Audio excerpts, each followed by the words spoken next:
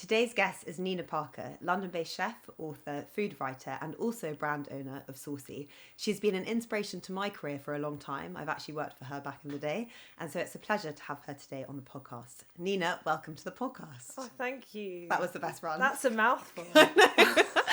I suddenly was like, what am I going to say? I know. I don't know what you're going to say. I get. Well, how does that feel like it represents you well? Yeah, it's lots of bits. So Okay. Well, I feel like lots of bits to talk about. I always get a bit nervous when I do the introductions, but anyway, it's out of the way. So now we're here. Thank you for coming.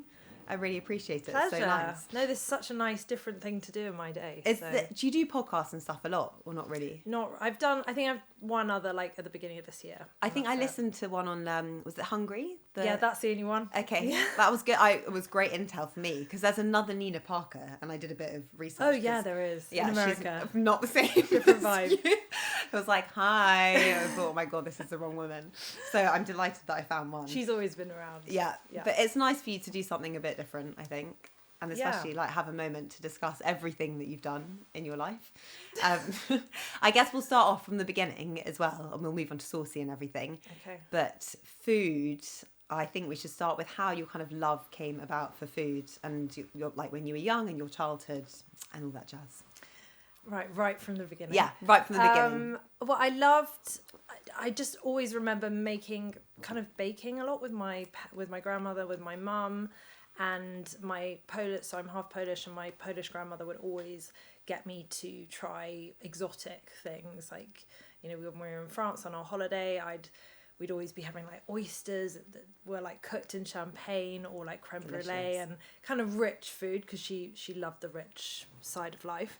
And so I've always been kind of drawn to that, and I think very early on, kind of my taste buds were in tune to that kind of food. Yeah. I mean, I love French food, anything Mediterranean, and I think it sort of slowly grew through that, really.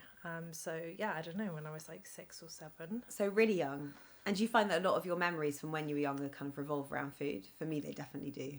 Yeah, maybe half and half. I feel like it was important, but I've definitely got some incredible memories of being at this ice cream parlor, which was called Del Rey, which really shaped, I didn't know at the time, but that really shaped a lot of, I guess, where I went in food, because I did a lot in ice cream for a long time, and this was like this incredible ice cream parlor where I was actually talking about it yesterday, but it comes up in my life all the time, and it was owned by this Belgian couple, and I used to spend all my pocket money. I remember it was 13 francs. It's when they had francs.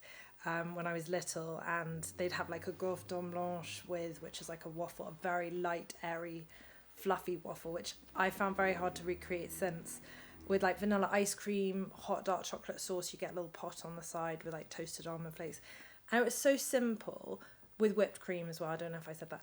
And that was just one of the most delicious things. Yeah. And I used to always want to think, oh, maybe I could create this in London somehow.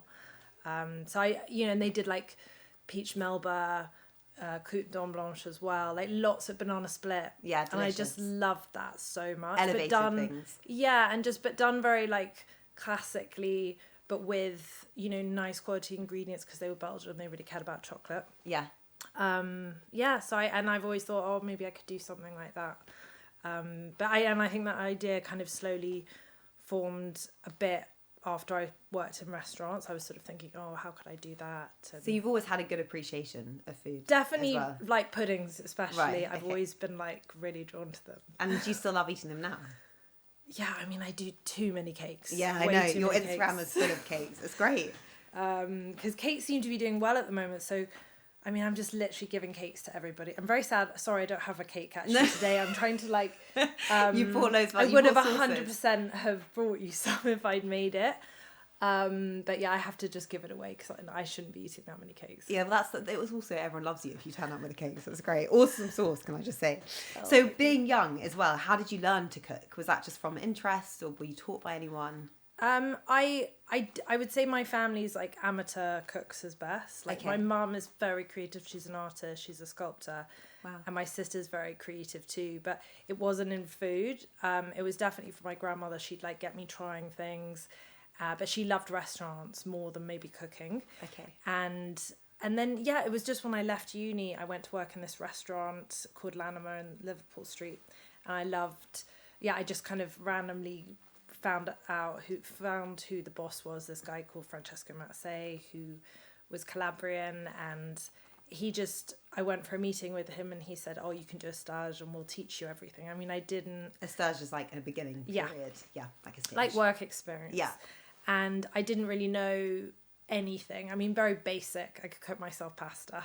Okay. Very basic. And then I worked my way through all the different sections. And then quite soon, someone, as often happens in restaurants, someone just drops out and they're like throwing me in like starters.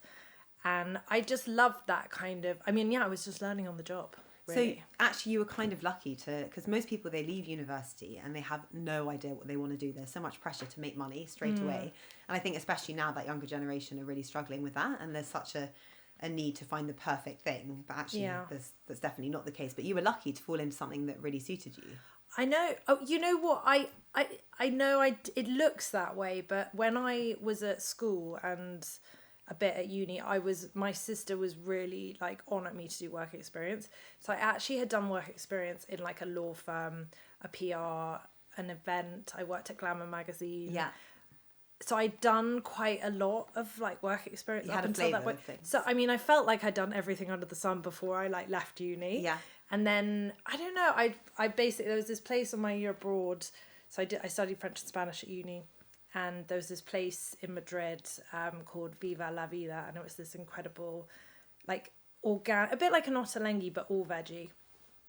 You know, you just load your box with all these yummy, like delicious things. Exactly. Yeah, so good.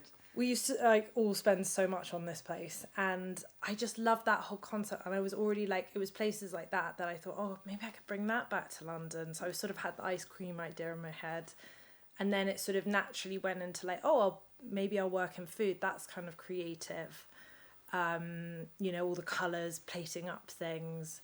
And so it kind of like all went from there. Yeah. And I just, in my mind, I was like, I could be someone's sous chef, and had no idea like how ridiculous that was, having no training. And everything. So you were in this restaurant, you got bumped up, you kind of got thrown in at the deep end. Then what happened next? So then I stayed with them for like 7-8 months. Okay. And then I went to other restaurants doing similar stuff, eventually got a job. I really wanted to work in ice cream. So then I worked. The passion is there. Like, the passion was there. So then I worked in dessert actually, but I went back to Lanima and worked in the pastry section. Cool. And I loved, you know, they did incredible gelato and the desserts and, you know, tiramisu. I'd be having tiramisu every day. I've got, you know, there are some desserts that really stick with me, and that is one, because I just had to make it every day. And like in the mornings you'd have like scoop of it with your coffee because you know it could only last for 2 days, being like really fluffy and that fresh. Sounds like a great laugh. So it was great. I mean, and I ate a lot of pasta, and then and then eventually I went to work at Jalupo, which is owned by Jacob Kennedy, who has Bocca di Lupo. And it had only been around for like about a year or 2 years at that point. Okay. And then they just make ice cream, you know, in the most old school, perfect way. And that really appealed to me, just all very natural ingredients, everything from scratch. And they use these like old Carpigiani machines where you've got like a paddle to take it out. And so I'd be doing that for like a whole year and just ate ice cream the whole year, which was again not very healthy. But I loved learning. it. Yeah, exactly. It's called learning, so it's definitely allowed. Yeah, exactly. And oh god, that's amazing. And what was the environment though like in the? I mean, I know we've spoken a little bit about this, but I've never worked in a restaurant, and I slightly feel like I think a bit of an imposter in the industry because I haven't done that. But to be honest, I'm shit scared. Like there's no part of me that has ever wanted to do it because I've heard that it's such a challenge. So what was the restaurant environment like for you? And being a woman as well. Yeah, I mean, I think because I've always looked back. I mean, there are definitely now on, you know, with like Me Too movement and all of that, and you think of like hierarchies and how women are treated, and especially, you know, in all workplaces. I actually had a really great time, I would say, on average. I think I was treated, you know, really well, and I was almost a novelty because I was the only woman in my first restaurant in Lanima. I was like, it was 11 men and me. Oh my god. And it was sort of like fun to have me and like that I was the Around, only yeah. girl there. And so I was sort of, I felt like I was a bit of a mascot for them. But so they were so lovely to me. And then it was only when, and I do think there's this whole thing, and maybe this is just my experience. I do feel like Italians are so nice. Yeah. And, you know, they love women. So I think from that perspective, I did have, saying that, I have had a stint where I did this whole thing in, I was thinking about this today, because I knew we had that chat. I went to Calabria and I did this big event with my ex-boss, Francesco, and it was, I mean, it's kind of hysterical, but it was called the Tropea Onion Festival. Great. Because like the Tropea onion comes from Tropea in Calabria, and it's that red onion. I know the one. And yeah, and so it's the season, and it's famous for that. And I went with like, it was such a nice crew. We had like, you know, quite a few, some famous chefs, and I was definitely, again, the only woman. And yeah, and I remember we had to do like about 6 different dishes. It was a massive 120 person dinner. Wow. Everyone had a course. I had one of the starters, which was this clam dish with like a salsa verde. And I remember the way I was treated in that kitchen was just, it was almost like I couldn't believe how I was being treated. Because it was just so bad. Belittling. Really? Like everything I was doing was wrong. I know there's obviously a language barrier, but my food vocab in Italian isn't that bad. Yeah. Like that's what I've kind of learned, and often I just speak in Spanish, and normally they can get That's it. fine, yeah. But yeah, like I had this whole thing where they were telling me to go with the starter, and I didn't want to because clams, they only, you know, they've got to be fresh. Yeah, yeah. You have like a couple of minutes. Yeah, or well, seconds and you get it wrong. turns out I've now learned the hard way that you've got a bit more minutes. You've actually got about half an hour. Oh, really? They said I should go with the starter. Mind blown. Like when we're talking clams, we're talking an entire brat pan full of clams, so Okay. massive. Yeah. And I had this sauce, and I was livid because they'd made me start cooking it, and the guy was just such a tool, the guy running the show, and I didn't really cry, but I was literally crying inside. Oh. And I had this lovely, who was it? So one of the chefs that was on this job was called Pierre Kaufmann, the famous French chef. Yeah.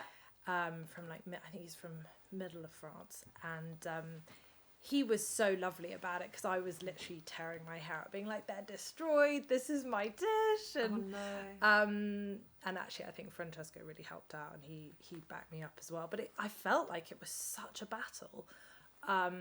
So I feel like in London, if you compare London to what is going on in Calabria, Then which that's was been only 2 okay. years ago. Yeah. Do you think a lot of it is from the head chef or whoever's in charge, and whether that sense of hierarchy comes from the top? Because I've worked in one environment as well. It wasn't in food, but where the top person was not, like, really, really awful, and I would honestly feel so anxious going into work every single day. Yeah. And as a result, everyone else is like a bit shifty, A bit with on you. edge. Yeah, and it really doesn't set a good tone. Or I don't know if you found that as well. That it is like, I just think there's this ego, and I think What's being that in a about? kitchen, it's good, sort of, it's something that needs to slowly change. And Yeah. I just think, I just feel it's interesting because a lot of men and women in Italy learn so much from their mums, their grandmothers, and there is this just progression of recipes just being passed down, and yet there's a completely different atmosphere in the kitchen with, you know, towards women. yeah. And yeah, I mean, I think it's more than just the kitchen, but in sort of in the whole sense of it, I do feel London is generally better On the whole. than the south of Italy. Yeah. And then all of this has happened, and I know you've had an ice cream van as well. Is that right? So the passion did activate itself. Yes. And how long did that last? So I had it for about 7 years. I only I sold it remember in you with lockdown. the ice cream van. Yeah. What was it? What were you selling? Well, obviously. So ice cream and cake. And cake. Yeah, and then I would just go to festivals, events, and yeah, any kind of party, people would hire me, and I'd just be dishing out different types of ice cream. Did you buy that after you left restaurants? Yeah. Okay. And how old were you at this point? So I would have left restaurants. Maybe I was 26. 26 or 27 Okay. when I bought it. Yeah, so quite And young. I had it for like 7 years. I cried when I left. Oh, well, it's quite sad. It's like having a dog for a bit, It you know? was. Well, Also, I just for your felt it was passion. so, I don't know, it was just, I mean, it was a pain to drive. It only did like 30 miles an hour. Also, where did you park it? At my parents. Oh, yeah. Yeah. And all my shit ends up at mum and dad's house. I know. And I just sort of said to myself, if it kind of did a year not being used, then I would get rid of it, which was sad, but... So that, and it was like a part-time thing alongside everything else. Yeah. Okay. So I did catering on like the other side of it. So what was it? What was the transition that made you think I'm actually going to get out of restaurants? Or because it was Bocco di Lipo your last? That's where you were, right? Yeah. And then was that your last restaurant before then going freelance? Okay. And yeah, I just knew I wanted to have my own thing, and in my mind I thought, okay, I'll do 3 or 4 years in restaurants and see, you know, learn on the job. And I mean, I learned so much more, and I'm still learning, but you learn so much, you know, even when you start the company, like that kind of thing, over ordering on raspberries, that kind of thing. Yeah, story of my life, literally. So you quit restaurants, and then where did you go from there? So then I've really kind of just done a lot of catering, and I think it was the first year that I went, you know, started my sort of freelance company. Yeah. I got approached by a book editor, a book agent, literary agent. And then she said, would you be interested? It was funny. It was because I had my ice cream and cake website. Yeah. And I love this idea. yeah. And I've always thought I should get an ice cream tattoo, and I've never quite managed it. But I feel like that would be maybe on the wrong kind of night out, you might end up with an ice cream tattoo.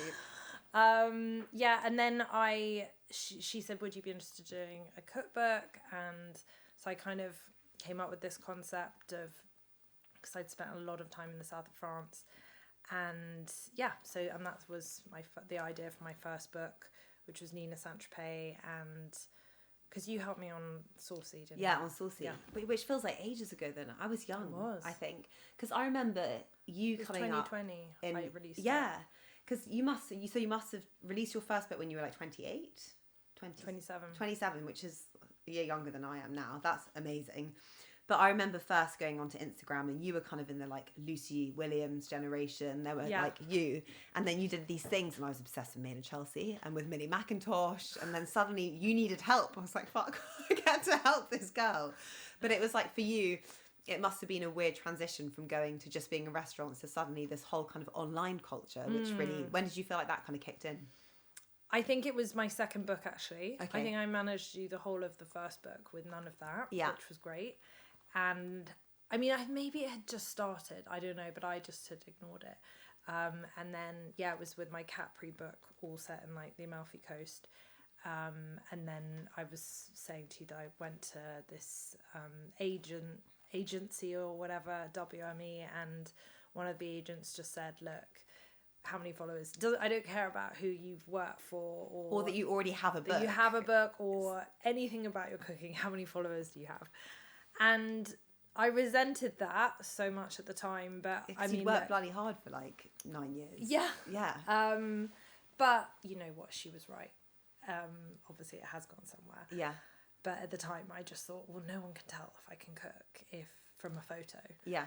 And because it was very like photo, you know, heavy photo based at that point. But yeah, and then it kind of went. Yeah, and then eventually I made an effort and tried to get a bit of a following. Made an effort. And it is an effort. Yeah, it does require a lot of effort. Yeah, and obviously, you know, and I understand how I get help sell books and that whole side of things, but it was slow. Like, I don't think I think it's been, you know, learning what works, and it's great with video. I do think video brings the whole thing to life, to a different, you know, perspective, and with food it works so well. Yeah. Well, you probably adapted from, like you were saying when we were speaking earlier, about the photo generation to this video generation, because even I remember when Instagram was just stills and like the swiping, and then suddenly this concept of a reel came out, and I thought, how the hell am I meant to start navigating this? And it's a lot of like, you have to adapt. Some in the people industry just refuse, I find. I know, well, I refused for a long time and didn't get me anywhere. So that's the thing, but I think the whole environment, especially being freelance, like, you are only as good as the effort that you put in. There's no one else going to pay you a paycheck every month. Yeah. And that requires like daily input and adaptation. Yeah. For sure. How did you find that? Like the transition for then starting to make videos and... I actually don't mind making videos. It's something that... I mean, yours are great. Your voiceovers crack me up. I'm so glad someone laughs at me. I can tell that you find them funny too. So it's like, it's so good. Yeah, I mean, it's just ridiculous how many voiceovers I do, so I just take the piss. Yeah, I know. You were on a walk the other day doing one, and I'm like... I was crossing a zebra crossing, and because I had to meet my friend, it's just like, how are you like fitting this into your life? My lasagna. Like a car horn in the background. That is so funny, yeah. Well, I sometimes think I get away with... So you should have commented and said that, because I felt no one... I was like, it's weird, no one's noticed, like... There's like some car driving off in the background as a sound. But I don't have... Sometimes I'm really... I don't ever want it to like... I mean, it does take over my life to an extent, but I'm always just... I'm not going to sit at home till 6:30 replying to comments or finishing something. I'd rather be in a train station or like in a airport loo, which I sometimes have been trying to fit it in to life. Yeah. Where you can hear the echo in the background. I think that's the thing, is it's so... I don't know if you found this, but certainly like being freelance and everything, and when your job is so your passion too, it's not just your career, it is so all encompassing, and finding the distinct balance between that and it not overtaking your social life or all those kind of things. Like, how have you found all of that? Boundaries, trying to have boundaries. Yeah, you have to. But this is what I actually saw like last year? It could have been like early summer last year. I was having a bit of a freak out, and my friend, I texted her, and I knew she'd seen this like life coach lady, and I just immediately just said, please help, I need help with this. And I was sort of managing Instagram and then the chili oils, and she basically put me in touch with this incredible lady, and she was just like help me sort out kind of organising my life a bit better, because I think freelance just gets a bit of a mess, and you think you need to be doing so much and it's just a bit overwhelming. And she kind of stripped it back, and now I have this very strict schedule that if I don't do it, I mean, obviously life still funds, whatever spontaneous stuff happens, but it's more just I know what I'm... Because sometimes, mostly I just wake up and think, oh, what's happening today? Same. What am I going to put my lasagna today? Completely. And there's still a bit of that, but there's still so much structure. Like there's even, I make much more time for sport and that kind of thing, and it's all in, and she gets me to put the fun stuff in first. Oh, really? That's nice. And I don't start with work. Yeah. That's an easy way to get someone to like you. So how does it work? If you could give me like a typical overview of the week kind of thing. Don't worry, you don't need to break down like what you wash your hair with, but like an overview of the week. How, because I mean, I really struggle, and I wake up every day and I'm like, what am I going to cook today? And then I never end up getting anything done. Yeah. Because it's too many things. It's that's stressful though. In the long run, Nina, it's not great. So I do a plan on a Friday. Okay. It's called I don't spend longer than an hour doing it. Okay. And it's I'm really don't spend longer, and I can do it quite quickly now, and it used to take me forever. You get good at it. And it's just you've got your week plan. Monday is sauce day, so my chili oils. Yeah. I make those every Monday with a chef, and that. Yeah, and then I have pieces of content, and then I do like a content day. I mean, this is normal to most people. It wasn't very, normal to me, or because I'm not really that organised naturally. And then like I set aside an email day or invoice, that kind of stuff. So you film on one day a week? Ish. Okay. Probably two. Okay. Yeah. And then editing, how does that happen around? That I still haven't worked out to do that far in advance, unless it's for like a brand. I will be totally on it in advance with a brand, but if it's for me, I quite often do it the half an hour before. And will you plan in advance like what's going out? So I plan that the next week. Oh, I see. So next it will be like this lasagna on Monday, this is what I'm having for dinner, and then something else. And I've noticed as well, because you have really done well on Substack, that has been like, I think you jumped on that bandwagon really well. Oh, I feel like I'm late. What? No, I feel like you're hot stuff on Substack, especially with all your little drawings and stuff, and it's so different. Oh. And you were saying that you've really enjoyed that aspect of things. Yeah, it's just really creative every time. It's different, and I love things just constantly changing and being different every with the season, whatever I'm like into, restaurant I've been to, that kind of thing.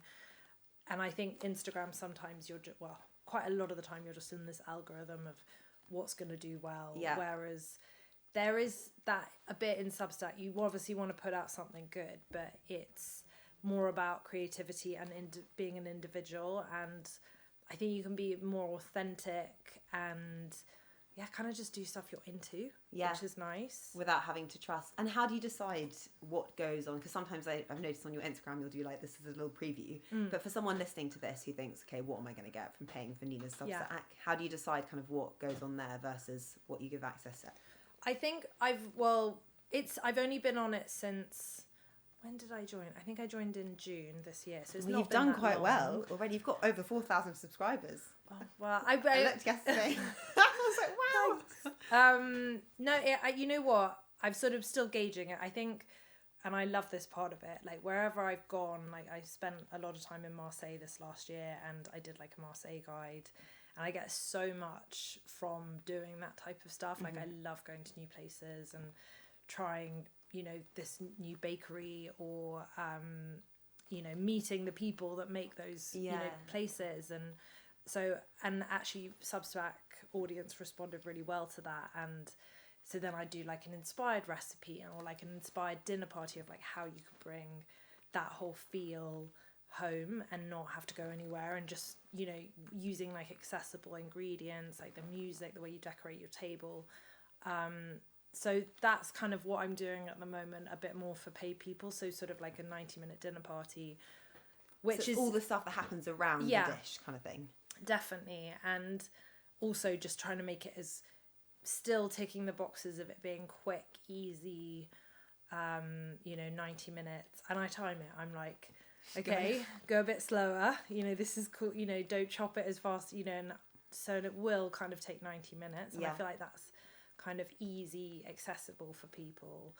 But they're really fun, and I get to do a lot of drawing with my iPad. Yeah, they're great. I love your little squiggles. They're great. I mean, they're more than squiggles. That was actually really rude. I don't mean they are squiggles. But they're great. They're really lively and they're so different. And it's such a nice representation of like you as a person, because it's so easy to fall in this algorithm. This is what I found. It was like, right, let me cook a lasagna. It's like monotonous otherwise. Like, that's like this video. And it's like, how do I then establish myself within that? Yeah. That's the thing. Well, it's just the sheer amount of content out there is just all the same, mind-blowing. I know. So it's like, how do you make it your own, but also something you want to make? And... Yeah. Do you have any sense, I guess 2 questions off the back of that, with your Substack? For me, I'm looking at it and I'm thinking, God, 4,000 subscribers, that is amazing. Do you feel that? Do you feel like that's a lot, or do you feel like it's not enough? And do you struggle with imposter syndrome at all? You're like, God, people are paying for like my content. How does that all feel? Do I suffer from imposter syndrome? Yeah. Really? And do I compare? I mean, totally. It's so nuts because I don't think of that as that many. In my mind, I'm like, I need to get to 10. Yeah. And then you want to get to 20. Yeah, it's crazy. But then it's like, it's so, as you say, you've got to just take time and appreciate where you've got. And I think with Substack specifically, I had actually my lovely life coach lady who I love. She sounds great. She is so great. She got me to do Substack actually. Okay. So I was away. I did we do our meetings on Zoom, and she was, I think, because when you're in the Instagram wheel of just creating content, feeding the beast of Instagram. I know. I did think about it for a year with Substack, and I just thought, oh God, I just can't, I've already got the sources. I'd never want to, I felt it was too much asking people for money. And I know there's a whole free thing, that is a real thing, but I didn't want to be asking for more money from people about my content. That's so interesting, isn't it? And then imagine if Tesco's just didn't ask us for money. Well, and then, I don't know where that came from. And then, I guess because there's so much free content already. So I thought, why would they bother paying? Yeah.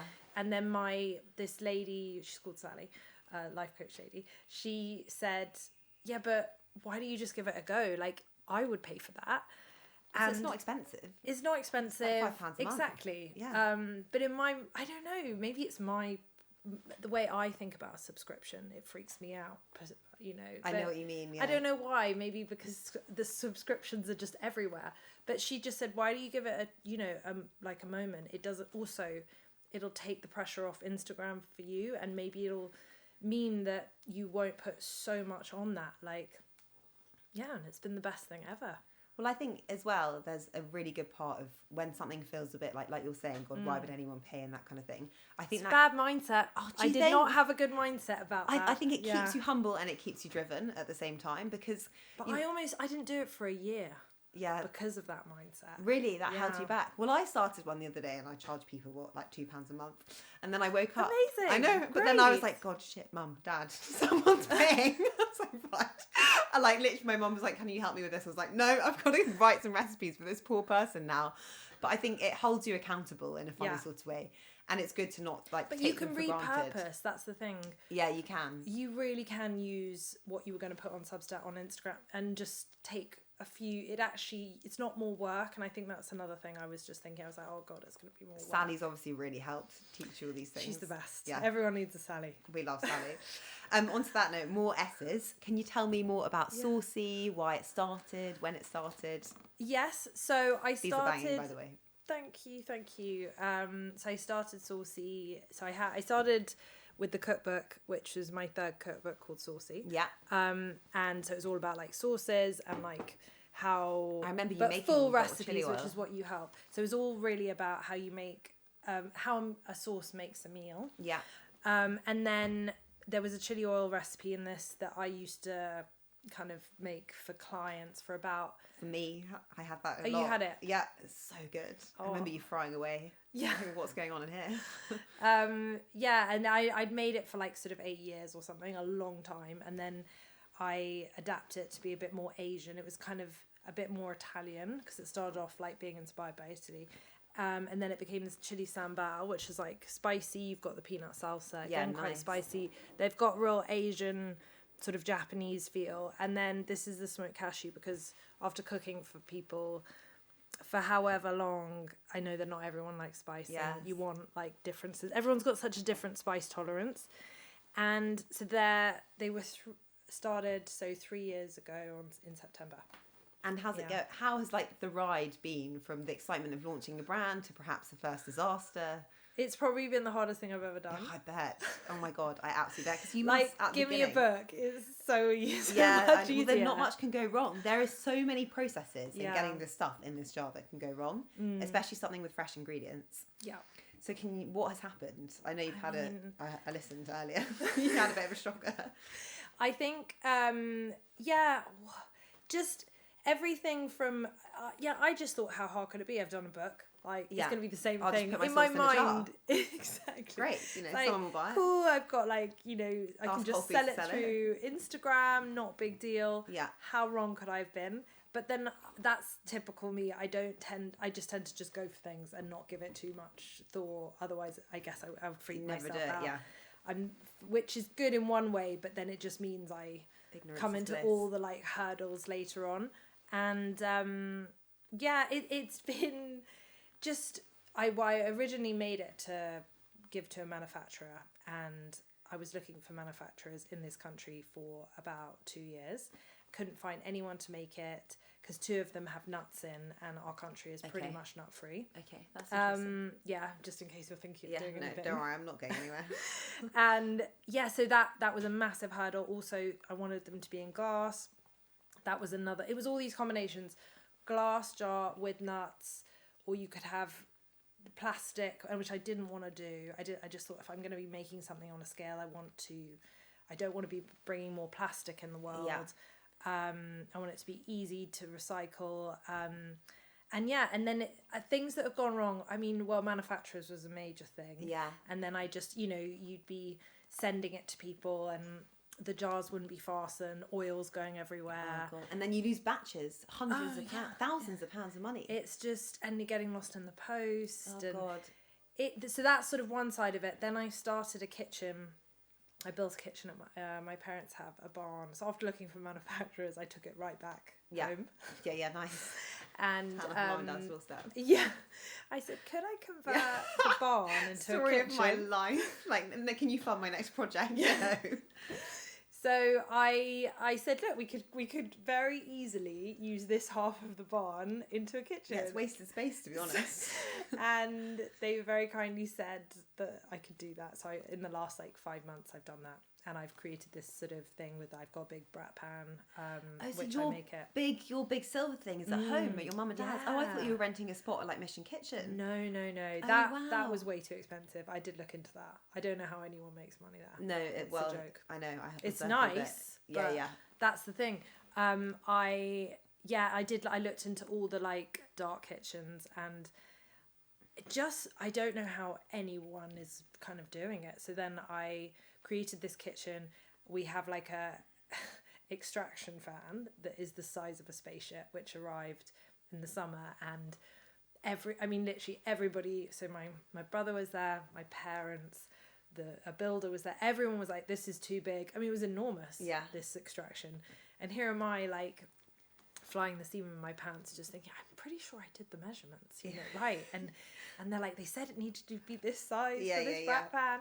And everyone's like, it's not going to fit. And my mum's just like, you've really overdone it here. You've destroyed my vegetable patch. Because it was like all at the back of this barn where my mum, and now they've got this, they've tried to cover this like enormous silver spaceship looking like extraction thing. Yeah, they've covered it now with a fence so they can't see it. Okay, but nice. It's very much still there. And when you initially you had a manufacturer, I remember this was so interesting, and I completely agree with this. You were saying that they wanted to spoon things up without actually fully measuring the quantities. So you ended up with some pots that were like half chili and the other ones that were half thing. And like, because you've got the weight, you've got the bits weight, and this is what I mean. Who knows how this is going to go? It will work to scale, but that is an element of it. But it's like the bits have one weight, and then the oil obviously has another. Yeah. So you just can't pull the whole thing, and you have to divide it. So they've both got two separate weights, but a manufacturer was just chucking it all in, and therefore, and you want the bits because the bits are the best bit as well, and that's the thing. And in terms of, I remember we were speaking yesterday, and you were saying that you want it to be really affordable, and I think there is a massive misconception. I think a good jarred condiment is like your best dress. You whack it on anything on a good day or a bad day, and it makes you feel amazing. And I think I should get you saying that. It's so true, though, isn't it? I'm the condiment queen. That's what my friends call me. Like, I bring them on holiday, and I just think as well, like, there is such a misconception. People go, oh God, it's about £6 or whatever it is, £6 to £10. But how many meals does that I know. It's going to last you for ages. Also, if you fuck up and you're a crap cook and you've got one of those lying around in the fridge, like, people are going to think you're Nigella. It's a no-brainer. And how have you navigated, like, finding something that's... Because I'm guessing the cost of producing something like this is not cheap. So it's like finding a price point where you feel is still affordable. Yeah. I mean, I haven't changed it. So they're $7.95. I haven't changed the price in 2 years. Okay. Potentially longer, which is good for you. Because... It's really good. And I'm trying... I mean, I cannot tell you how many hoops I jump through to try and keep it that price. Yeah. And it's inflation. Every time I'm going to the market, so it's got about half fresh ingredients in it, and which also sort of sets it apart. It's got that really nice freshness when you open it. No preservatives, and which is apparently quite rare considering I've like looked into quite a lot. Like they've all got weird E numbers, and even though some are delicious with E numbers, there is there's no rubbish in it. No one likes E numbers nowadays. Exactly. But yeah, so and when I go to the market, I do notice. I'm just like, oh my God, it's 3 months ago it was a different price, and now it's this, and it's just constantly. And then so it's a battle, and I am changing bits about it. But I think when you're dealing like a small margin product, you're just constantly having to be on your toes and change it and adapt. Do you think doing Saucy has been the hardest thing you've ever had to go through? I think in work for sure. Yeah. And what about in your personal life? So in personal life, I think because we had this discussion. I mean 100%. Well, it's sort of different, but then it combines with my work so much. So almost 3 years ago, I very sadly lost my brother, my oldest brother. Sad. And how did he pass? If you don't. He had problems with drinking. Okay. And it's so horrendous and very sad, and we're all like we're a very close family. I'm like one of 4. Yeah. And so like I think I mean in relation to like coping, I think having a business was actually a good thing and a bad thing. Yeah. It meant that I I had something to focus on, because you're so desperate for focus. And I actually thought, because I was thinking, because we had that conversation yesterday about how my family really came together. You come together in these like amazing moments of the saddest thing. Yeah. And I had such a big stack of orders, and I was using this workspace. This was actually in London, to make the sauce, and I had to make like 300 jars or something, and I was by myself. It was that weird time between Christmas, because he died like just before just after, or like before my birthday, so it was like December. Yeah. And then it was that Christmas and New Year period, and it was so sweet. My parents and my other brother, we all went to my kitchen and made the sauce. Oh. And they were all chopping, frying, sealing the jars. Oh. And it was such a horrendously sad time, but it was also so amazing. They also wanted something to do, Yeah. and like be busy, and just, and it was so sweet. It was very emotional. But, you know, it's those things that kind of get you out of, or slowly, very slowly get you out of those really horrendous times. So do you feel like it's made you a lot closer with all your family? Yeah, definitely. I mean, it completely changes you, I think, as a person. And were you close with him? Yeah. Oh. Well, he'd be so proud, honestly. And I guess as well, it gives you a bit of perspective too on like when something doesn't go so right with work. You're like, actually, like I've got work. I need to remember that. Oh, but you know what, Nina? You're only human, and I think none of us ever know anything. It's so easy to be stuck in your own little head wave, and even when something treacherous happens to you, I mean, I can't relate in the same way at all. But then, you know, you grieve, and there's that period, and it's always at the back of your mind every single day. But I'm sure there are still periods where then you become stressed about like what's happening in the present. It's so normal as well, and I'm so bad at doing this, but taking a moment like once a week to be like, God, it's actually, are you going to worry about it in like 2 years or time? does it matter? Yeah. Like, who am I spending making these sauces with, like the time and the people around? And I have to remind myself of that. It's like these things are only amazing if you get to spend them with the people that you really love. I mean, I wish I could rope them into making it. I know. Yeah, get that. Oh my God, that would be an amazing success story. Oh, it would be great. I'm sure they'd be delighted. And your parents must be so proud, because it sounds like they've really been part of your whole journey. They are it's definitely a family affair. Even my sister and... Well, I know you cook at your sister's house sometimes as well. Do you still do that? I still do that. She's got a way nicer kitchen than me. So I'm sure that's not the case, but she does have a very, very nice kitchen, so it's ideal.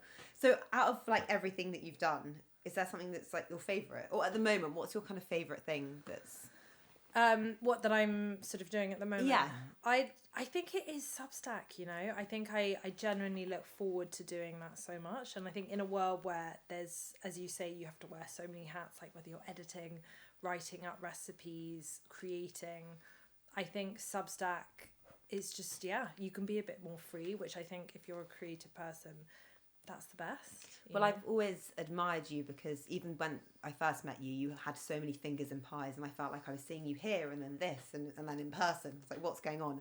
But I think, I don't know if you can relate to this as well, but for me, it keeps me completely sane, because if you invest all of your energy into one thing in life, if it lets you down, you feel like you have nothing. Got to have a lot of eggs, haven't you? Honestly, I think of it like DJ decks, and I'm like, one can go up and come down, but the other one might go up, you know, when you slide. And I think it's the best advice I could give to anyone is just like spread your eggs. Diversify. Yeah. I think if you're self-employed, more than ever. It's so just important. because you never know where it's going to go. Yeah. And just having different options. I mean, that makes it hectic. That's why you need the plan. Yeah. Sally, basically. You need Sally. And so how do you manage like your social life and stuff? Does that kind of slot in around? Yeah, I try. Well, I finish at like 6:30. Okay, and you're religious about your cut-off Pretty time. much. Yeah. No, I think you've got to be. Otherwise, I mean, obviously sometimes, and it, you know, if I did do a cooking event, fine, that would be. But I don't do that much catering, so because the sauces are quite labour intensive. If I do one of those days, it's kind of the same thing. So yeah, cut off, no weekend. Yeah, and you hang out on the weekends, play tennis. You love tennis, don't you? I love tennis. Are you really good? I feel like you're really good at tennis. Have you been playing for years? I wish I was really good. You look like you're really good. I mean, I've only seen you in your tennis kit, but I'm sure you're great. When have you seen me? Not in person, just online. You'll be like, I'm playing tennis. Oh yeah, you go, girl. And do you feel proud? I'm not going to ask you how old you are, but you're really young. But you should be. I can't believe you published a book when you were 27. That's mental. You've got 4 books and a whole brand of 3 sauces. Three books, but 3 books. Still, that's still nice. Yeah, I mean, it's funny doing this when you're in the treadmill and the hamster wheel, and you just keep on going. You don't really think that much, but I mean, it's nice. I still enjoy what I do, and I think it's just. Yeah, I think as long as you're doing something where you love it and you can find out some way of earning money from it. I mean, that's I think the dream. But if you could give advice to someone looking for a job in their 20s, or I guess what you've just kind of off the back of what you just said, doing something you really love, is there any advice you would give? Do every work experience under the sun. Yeah, great. I did that too. Honestly, because then you meet people. I was in the dentist. Did you? Well, everything, receptionist, all of this kind of stuff. Got fired a few times. Great. You've got to. I've been fired. I was fired from a restaurant as a waitress. Really? Yeah. Oh god. Well, you got on the wrong side of the kitchen. That's why. I was quite bad. I went on holiday and didn't tell them. Oh right. Yeah. I was 18, and anyway, obviously they should have fired me. But yeah, I think just doing as many different work experiences and just constantly meeting as many people as possible. Yeah. That just because then you start working out and not thinking that it has to be the one. I feel like when people say, yes, is this the thing you're going to do? I think that's too much pressure. Completely. And also the thing you should be doing in that moment might be completely different to the thing you should be doing in 10 years' time. But I think as a generation, we are terrified of failure. And the idea of reaching this perfection of an end goal actually prevents us from even taking the first step. It's too much pressure, the build up. Oh, you found the thing. It's honestly, if someone said to you, your 20s is all about figuring out what you don't want to do, we'd all be running around from one thing to the next. Yeah. And I think that really is the case. And then you just roll with it, I guess, a bit. Yeah, exactly. And if I had thought, when I took that job in that kitchen, that I was like, this has got to be it. I just thought, I loosely want to have my own thing one day, but I don't know where it's going to take me. I also would say read and listen to as many podcasts and read as many business books. Okay, that's so just constantly be working out in that way, so you just have a good idea about business. Are there any podcasts that you really love, or any books that you've read that you think? Books that I've read. So many, and now I'm not remembering. I do really like that. I change podcasts all the time. Yes, because I do listen to a lot of health ones, like Dr. Rangan Chatterjee. I really like that. Yeah. But I do really like Mel Robbins. I think she's got some good people on there. Yeah. And I think she's got a really inclusive, sweet, kind way of bringing people in. It's so friendly and reassuring, and I think she has amazing people on there, but she really breaks it down simply. So I'd say hers. I mean, that's not very original. It's it's the good. normal. No, it's good. It's always. I always love a good podcast recommendation. I mean, I'm stuck on the same bandwagon every time, so it's always good. And what's next? Do you have a next, or is it more just sustaining, getting Saucy into kind of a reliable state? Well, I've thought about doing another book, but I'm not sure. I'm sort of seeing. I think for me, I just want to build Substack, and this is enough at the moment. Yeah. Well, I think you're doing really well. So we finished with a couple of quick questions. What is your desert island dish? You can have starter, main course, pudding, ice cream. Okay, just drink. one. Well, I think I'd. Oh no, you can have a starter, main course, and a pudding. Okay. Well, I would go with some. I mean, it would definitely be, maybe some kind of flatbread. Yeah, maybe a yummy little flatbread to start. Nice. I mean, I made one. I'm doing this collaboration with this really sweet Italian restaurant at the moment, and we did a sort of girole those are creme fraiche kind of flatbread with garlic and thyme, and that was yummy. Really good. So maybe that.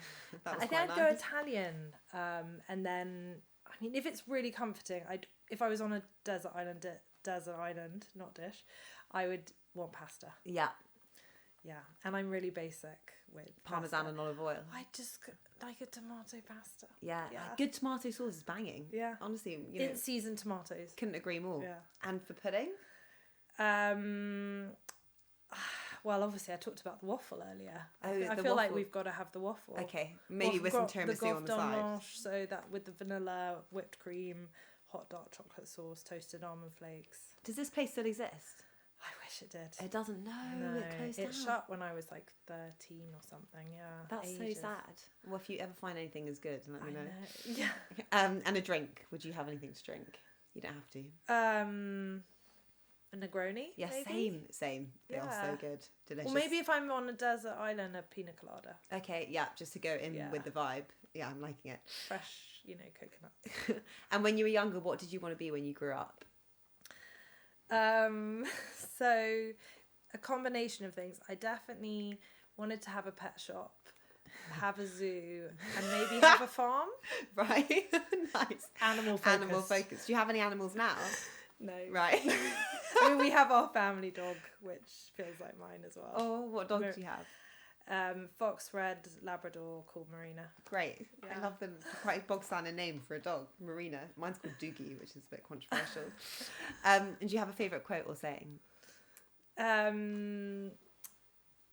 Well, I mean, Roger Federer always says it seems impossible until it's done.